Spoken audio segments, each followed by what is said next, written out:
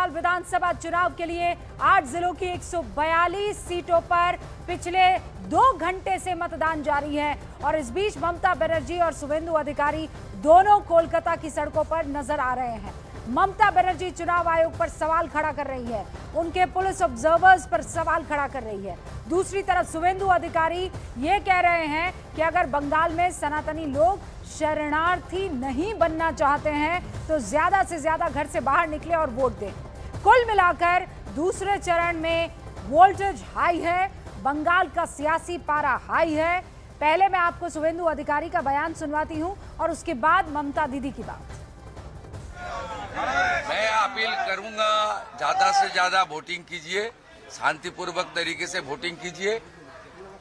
खास करके सनातनी हिंदू को बोलूंगा, रिफ्यूजी नहीं होना चाहता है तो वोटिंग कीजिए, नहीं तो रिफ्यूजी बन जाएगा। ये आपका आखिरी मौका है, सब घर से निकल के वोटिंग कीजिए। 90% से ज्यादा वोटिंग, ज्यादा से ज्यादा वोटिंग करने का गुंजाइश कर रहा हूँ। तो ममता बनर्जी भी निकली है बाहर, वो प्रत्याशी निकलेगा ना, क्या निकलना चाहिए। इस बार भवानीपुर में परिवर्तन हो जाएगा दादा? पूरा भाजपा, सब हिंदू बीजेपी को वोट कर रहा है, पूजा अर्चना किए, सब हिंदू बीजेपी को वोट कर रहा है। एकदम तांता लग गया, हिंदू बीजेपी को वोट कर रहा है। ये देखिए, बहुत ही ज्यादा कॉन्फिडेंट यहाँ पर नजर आ रहे हैं शुभेंदु अधिकारी। आप जानते हैं कि किस तरीके से ममता बनर्जी को भयंकर चैलेंज दिया था, हराया और इसी भवानीपुर सीट पर आना पड़ गया था ममता बनर्जी को। उपचुनाव जीता उसके बाद उन्होंने, लेकिन यहाँ भी शुभेंदु अधिकारी उनको कड़ी टक्कर दे रहे हैं। इस बीच ममता बनर्जी ने भी चुनाव आयोग पर बड़ा आरोप लगा दिया है। ममता बनर्जी कह रही है कि बाहर से बीजेपी पर्यवेक्षक लाए गए हैं, ऑब्जर्वर्स यानी लाए गए हैं, कुछ बाहरी लोग मनमानी कर रहे हैं, लोगों को वोट डालने से रोका जा रहा है। अभिषेक और मैं पूरी रात जागते रहे, ये ममता बनर्जी ने कहा है। सुनिए क्या कह रही है ममता बनर्जी।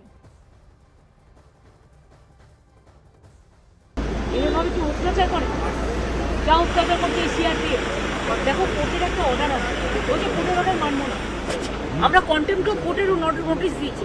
তা সত্ত্বেও কতগুলো অবজারভার এসেছে বাইরে থেকে, বিজেপি যা বলছে তাই করছে। তুমি চক্র বেরিয়ে গিয়ে দেখেছো আমাদের সব পোস্টার খুলে দিয়েছে।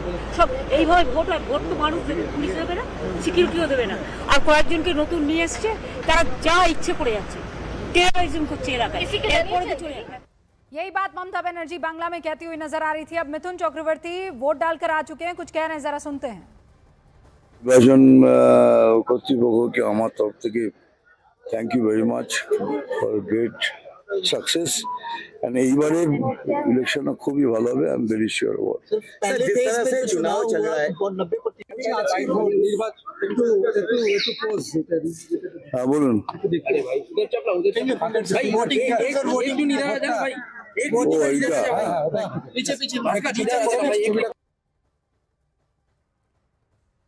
भाई वो तो सक्सेस की शुक्रिया भी अदा कर चुके हैं। शुभ्रास्ता हमारे साथ जुड़ चुकी हैं, विवेक श्रीवास्तव हमारे साथ बने हुए हैं और मेरे सहयोगी इस वक्त अमित पांडे भी आपको हमें ग्राउंड जीरो की सारी खबरें बताने वाले हैं। अमित का रुख इसलिए क्योंकि पीछे हमें अभी भी बड़ी लाइन दिखाई दे रही है और बड़ा जो एक्साइटमेंट दिखाई दे रहा है। अमित, जरा इन लोगों से अगर आप बातचीत कर पाएं, और दूसरा ये कि अब किसी भी वक्त मेरे ख्याल से डेटा भी आ सकता है चुनाव आयोग का। जी बिल्कुल, किसी भी वक्त डेटा आ सकता है। और देखिए, एक नहीं, उस वक्त हमने पहले सिंगल लाइन दिखाई थी, आज डबल लाइन दिखा रहे हैं और इतनी बड़ी लाइन। ये दूसरा पोलिंग सेंटर है, ये प्राथमिक विद्यालय फाल्टा का है और सड़क तक लाइन है। देखिए पीछे मेन सड़क जा रही है, वहां पर ये लाइन है और जाहिर सी बात है कि जो हमें सुबह से दिखता आ रहा है कि पूरा महिलाएं ही, ज्यादातर 80% महिलाएं हैं। एक जनाब है बीच में, एक हमारी तरह एक पुरुष भी है। सर, अखबार पढ़ रहे हैं, आज एकदम आए हुए हैं। कैंडिडेट का नाम मत लीजिएगा, सबसे अहम मुद्दा क्या है आपके वोटिंग के लिए? जो है वही ठीक है। ये अब आज जो व्यवस्था है चुनाव आयोग का, उसमें आप क्या कहना चाहेंगे? Good satisfied. आप युवा हो, आपके लिए सबसे अहम मुद्दा क्या है? What is the main issue? सब ठीक ठाक है, सब ठीक ठाक है। देखिए कितने यहाँ पर जो वोटर हैं अलग अलग, चूंकि लाइन लंबी है तो जो वर्ग के लोग हैं, जैसे लोग हैं, उस तरीके से अपना जो है समय काट रहे। कोई अखबार पढ़ रहा है, कोई कह रहा है सब ठीक है, इंतजार कर रहे हैं, लेकिन मतदान सबको करना है। और इतना जोश है कि लाइन मुख्य सड़क तक यहाँ पर चली जा रही है। जी लाइन मुख्य सड़क तक चली जा रही है, लंबी लंबी कतारें हैं, वोटिंग जारी है और वोटिंग के बीच टेंशन भी हाई है। टीएमसी चाहती है कि उसका गढ़, उसका इलाका, उसका राज्य बचा रहे। बीजेपी का कॉन्फिडेंस हाई है, उसे लगता है कि इस बार वो बाजी मार ही लेगी, लेकिन दोनों ये बहुत अच्छे से जानते हैं कि ये दूसरे फेज की वोटिंग उनके लिए इम्पॉर्टेंट है। ये दूसरे फेज की ये जो 7 ज़िले हैं, 142 सीटें हैं, ये बहुत महत्व वाले हैं। यहाँ पर चाहे वो 24 दक्षिण 24 परगना हो या फिर वो कोलकाता हो, ये वो इलाके हैं जहाँ पर ममता बनर्जी का दबदबा रहा है, टीएमसी का दबदबा रहा है। लेकिन यही वो प्रेसिडेंसी डिवीजन है जो अगर पलटता है तो ऐसा पलटता है कि फिर वो वापस साथ नहीं आता है। लेफ्ट का एक टाइम पर यहाँ दबदबा रहता था, विवेक श्रीवास्तव आप अच्छे से जानते हैं, वो ऐसी हालत हो गई कि फिर 20 सीटों पर सिमट गई लेफ्ट, और आज दीदी को वो गढ़ बचाना है बीजेपी से। विवेक, एग्री कर रहा हूँ व्हाट यू आर सेइंग, लेकिन एक बड़ी अलग सी चीज जो मुझे विचित्रता लग रही है, सुबह से पहले आपने इस्कॉन वालों को दिखाया जो कीर्तन गा रहे थे, वो कह रहे थे साहब कि हिंदू तो हर जगह दबा हुआ है, पूरे देश में हर जिले में दबा हुआ है। फिर आपने शुभेंदु अधिकारी को दिखाया, वो साहब सनातनी हिंदुओं से वोट कर रहे हैं, कह रहे हैं वोट कर लो, नहीं वोट करोगे तो रिफ्यूजी बन जाओगे। तो I mean kind of a narration, जब आप एक गवर्नेंस या किसी चीज की बात ना करके सिर्फ एक धर्म के मुद्दे को लेकर के उतरते हैं। तो कीर्तन में आपको क्या दिक्कत लगी? मुझे कीर्तन में क्या दिक्कत है? आप करो, मैं करूं, कोई भी कर सकता है कीर्तन, प्रभु का नाम लेने में क्या दिक्कत है? के साथ उनके कमेंट्स आप सुनते हैं ना, what he was speaking on the national TV, he is saying कि पूरे देश के अंदर हर जगह पे हिंदू बहुत ही ज्यादा दबा हुआ है। नहीं, तो ये उसकी फीलिंग है। जैसे आपको लगता है कि पूरे देश में मुसलमान दबा हुआ है, उसको लगता है हिंदू दबा हुआ है, तो क्या प्रॉब्लम है? आपको किसी ने रोका बोलने से? आप बोलते ही रहते हैं ना कि मुसलमान दबा हुआ है। तो और हिंदू अधिकारी जो बोल रहे हैं कि आप रिफ्यूजी रह जाओगे, हिंदू है, सनातनी है, टीका लगाओ, वोट देने आओ। एलर्जी क्या है? क्या एलर्जी है भाई? अगर वो इसी तर्ज पर आप लोग कहते हैं कि मुसलमानों को दबाया जा रहा है, माइनॉरिटीज पर जुल्म किया जा रहा है, अगर आपको बचना है तो आपको फला जगह वोट करना होगा, that's your style of doing it, आप करते हैं तो सब बढ़िया। वो आप ही की भाषा में आपने मुझे एक दिन कहा था ना एक डिबेट शो में कि रूबिका जी ये तो बिल्कुल ऐसे बात हुई कि क्या वो आपका कुत्ता कुत्ता मेरा कुत्ता टॉमी, आप मेरा कुत्ता कुत्ता आपका कुत्ता टॉमी, नहीं हाँ वही आपने मुझे बताया था ना। ये ना संख्या बल में तो माइनॉरिटीज कम है ना, who is more vulnerable, who is more vulnerable, who is actually suffering. और मैं तृणमूल कांग्रेस से अग्री नहीं करता, लेकिन जो ऑब्जर्वर्स इन्होंने भेजे वो ऑब्जर्वर से ज्यादा वो तो एक्टिविज्म में आ चुके हैं ऐसा लग रहा है, जिस तरीके का बिहेवियर उन्होंने दिखाया है। अजय पाल तो एक एग्जांपल है, एक आदमी जिसको पनिशमेंट दी गई थी, there were some bribery allegations, then he was transferred to the training camp, उसके बाद वो योगी साहब के फेवरेट बन जाते हैं। अब योगी साहब के फेवरेट हैं तो उनको यहाँ पोस्ट किया गया बीजेपी की लॉयल्टी की वजह से। यहाँ आप लोग पहले क्लियर कर दीजिए विवेक, आप कहते हैं कि योगी जी की बात कोई बीजेपी में सुन नहीं रहा है, फिर आप कहते हैं चूंकि वो योगी जी के फेवरेट हैं इसीलिए अमित शाह ने जो है वहां पर उनको लगवा दिया है। पहले क्लियर कीजिए, इन लोगों की आपस में बन रही है कि नहीं बन रही है? आप ही ने मुझे कहा था कि ये लोग आपस में बन नहीं रही है इनकी, अब कह रहे हैं योगी जी के फेवरेट को अमित शाह जी ने वहां पर लगवा दिया। वेरी फनी ना, बीजेपी तो दोनों की है ना, आपस में बेशक लड़े, जो आदमी बीजेपी डिलीवर करता है। ये क्या बात हुई भाई? सामने वाले का फेवरेट कोई क्यों उतारना चाहेगा अगर वो दुश्मन है तो? आपके नैरेटिव ना थोड़े मजाकिया हो जाते हैं, मजा नहीं आता है, मतलब थोड़ा स्ट्रॉन्ग नैरेटिव बिल्ड कीजिए ना। ये आप ये डर वाला माहौल क्रिएट करते, वैसा ये पॉलिटिक्स में आप लोग फेल हो जाते हैं। ठीक ठाक लगा लीजिए ना, आप ऐसे मत कीजिए। हर्षवर्धन जी और शुभ्रास्ता जी भी यहाँ पर मौजूद है। शुभ्रास्ता जी, गजब की वोटिंग हो रही है इस वक्त और आपका फेवरेट टॉपिक है महिला, मतलब क्या लाइन दिख रही है शुभ्रास्ता, सुबह 6 बजे से लाइनों में लगी हुई हैं। ऐसी 20 सीटें हैं जहां पर महिला पुरुषों से ज्यादा ताकतवर है एज अ वोटर।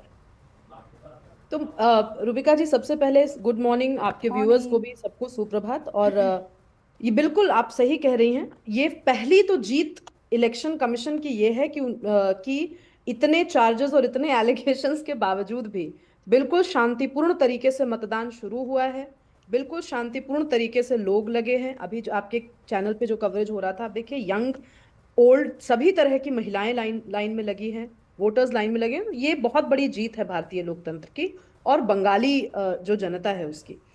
लेकिन कुछ चीजें जो मैं सुन रही थी और मैं लगातार फॉलो कर रही हूँ आपका कवरेज, कुछ चीजें मुझे लगता है बोलना बहुत जरूरी है। Please. आज से 2 सप्ताह पहले मैं आप ही के चैनल पे किसी दूसरे शो में मैंने बहुत दृढ़ता से कहा था कि मुझे अभी भी टीएमसी एडवांटेजेस पोजीशन में लग रही है, लेकिन जिस तरीके से ममता बनर्जी का लास्ट का कैंपेन चला है पिछले 2-3 दिनों का, और जो बयान उनके मुंह से या तो बरबस निकले हैं या जानबूझकर उन्होंने स्ट्रेटेजिकली किया है, पैनिक तो है।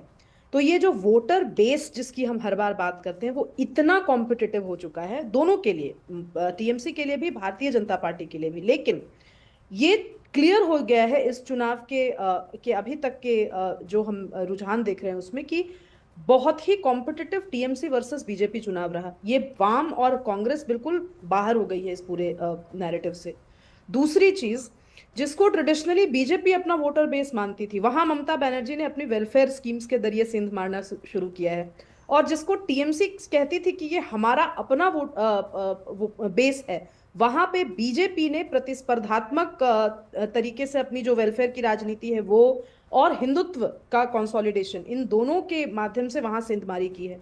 तो ये चुनाव हर बार की तरह कहना ये बहुत जरूरी है कि ये चुनाव बहुत इंटरेस्टिंग होने वाला है, क्योंकि हर चुनाव में रुबिका जी 5 दिन के बाद एक तरह से एक पीढ़ी नई जुड़ जाती है इलेक्शन के साथ। और मैं ये देख रही हूँ कि ये जो जेनजी है वो इतना खुश हो रही है, जो पैरामिलिट्री फोर्सेस के जवान उनको दिखाई दे रहे हैं।